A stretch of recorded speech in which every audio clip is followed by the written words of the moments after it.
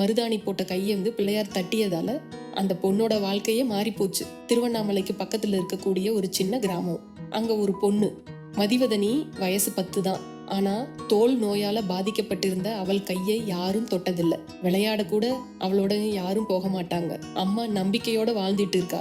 ஒரு நாள் என் பிள்ளைக்கு அந்த தெய்வமே மனமிறங்கி பார்த்து அவளை குணமாக்கும், ஆசீர்வதிக்கும்னு எனக்கு நம்பிக்கை இருக்கு. அந்த நம்பிக்கையோட விநாயகர் சதுர்த்தி நாளில அவள் மருதாணி அரைச்சு மதிவதனியோட கையில் பூசி கோயிலுக்கு கூட்டிட்டு போனாங்க.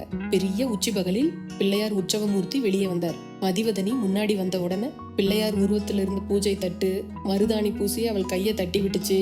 அந்த தட்டுதலுக்கு பிறகு அந்த மருதாணி பூசிய கை சிவந்து இருந்தது. ஆனா சூடாக இருந்து ஒரு நோயை போக்குறதுக்காக அது மருந்தா வேலை செஞ்சுச்சு. 3 நாளில் மதிவதனியோட தோல் அழகா மாறியது. அவ கைய பார்த்த உடனே மக்கள் ஆச்சரியப்பட்டாங்க. அம்மா அழுகிறா. ஆனந்த கண்ணீரோட சொன்னா, அந்த மருதாணி வெறும் மருந்து இல்ல, அது ஒரு சக்தி. அதுக்கு விலை மதிப்பே இல்ல.